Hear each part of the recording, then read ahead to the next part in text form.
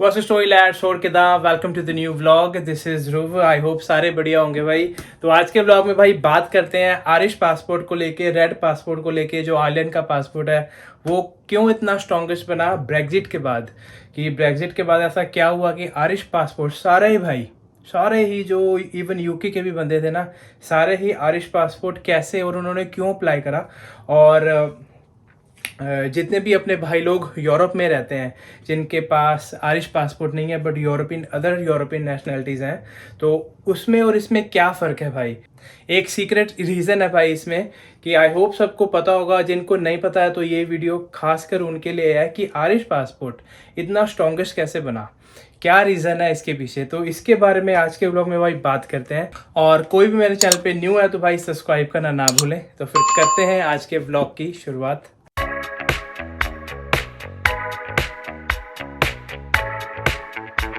तो भाई बात करते हैं कि आयरिश पासपोर्ट जो यूरोपियन यूनियन का इतना स्ट्रॉन्गेस्ट पासपोर्ट है, उसका जो वर्ल्ड रैंक है ना भाई, वो आता है चौथे और पांचवें नंबर पे। हाँ जी, इसका भाई आयरिश पासपोर्ट का जो वर्ल्ड रैंक है वो चौथे और पांचवें नंबर पे आता है पूरे वर्ल्ड में। मतलब जो 2023 की जो इंफॉर्मेशन है उसी के हिसाब से आयरिश पासपोर्ट की जो वैल्यू है पूरे वर्ल्ड में, वर्ल्ड रैंक है जो भाई, वो चौथे और पांचवें नंबर पे आता है अपना आयरिश पासपोर्ट। और जिन लोगों के पास आयरिश पासपोर्ट है वो 187 कंट्रीज में भाई, पूरे वर्ल्ड में 187 कंट्रियों में आप वीजा फ्री जा सकते हो, घूम सकते हो। उसमें से लगा लो कि जो यूरोप की अपनी कंट्रीज है वहां पे तो आप आराम से रह सकते हो, काम कर सकते हो, अपनी लाइफ एक अच्छी स्पेंड कर सकते हो पूरे यूरोपियन यूनियन में, ठीक है।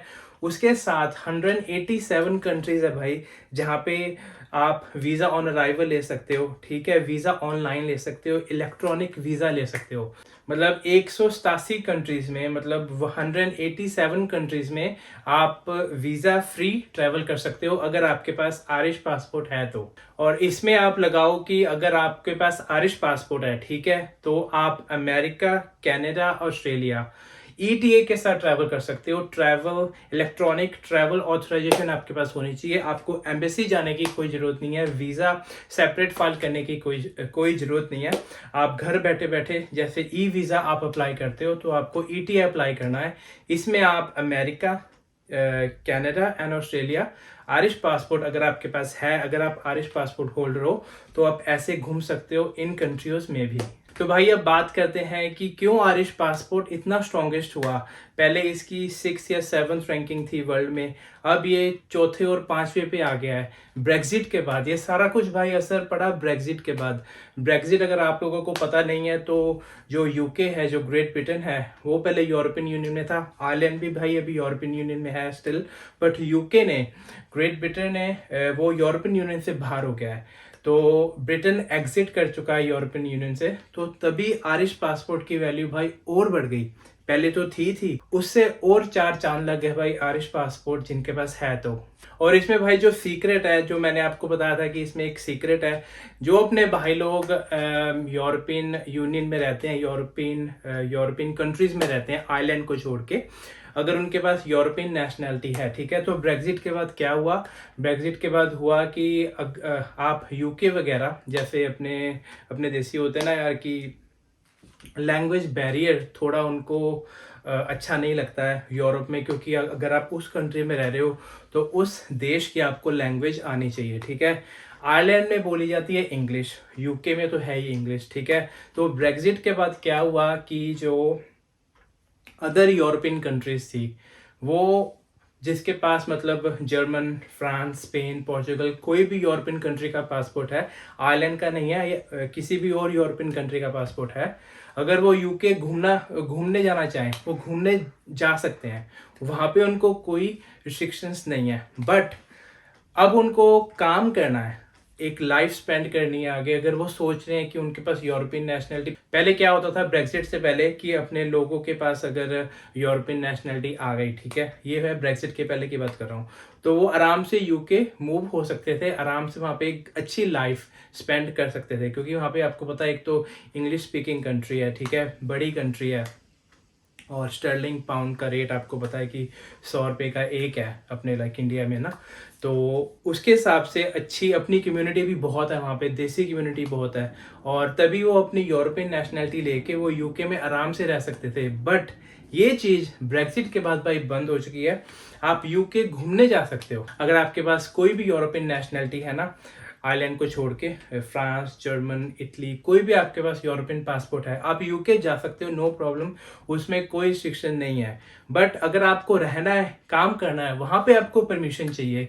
परमिशन क्या, एक वीज़ा चाहिए, जैसे कोई भी इंडिया से जाता है किसी और कंट्री से जाता है, तो ये रिस्ट्रिक्शन लग गई है भाई ना किसी भी यूरोपियन पासपोर्ट पे, आइलैंड को छोड़ के। मतलब किसी भी यूरोपियन पासपोर्ट को अगर वो यूके में रहना ना, उसको ग्रेट ब्रिटेन में रहना है, ठीक है, उसको रहने के लिए, काम करने के लिए भाई परमिशन चाहिए। और भाई इसमें जो सीक्रेट है कि अगर आपके पास आयरिश पासपोर्ट है कि उस पर यूरोपियन यूनियन भी है और वो आइलैंड का जो पासपोर्ट है, इस पासपोर्ट पे आप यूके रह सकते हो, आराम से अपनी लाइफ स्पेंड कर सकते हो। मतलब ग्रेट ब्रिटेन में आप कहीं भी रह सकते हो, क्योंकि आपको पता है कि आयरलैंड जो हिस्सा है उसका जो नॉर्दर्न पार्ट है वो अभी स्टिल यूके में ही है, वो यूके के अंडर ही है, जिसको बोलते हैं हम नॉर्दर्न आयरलैंड।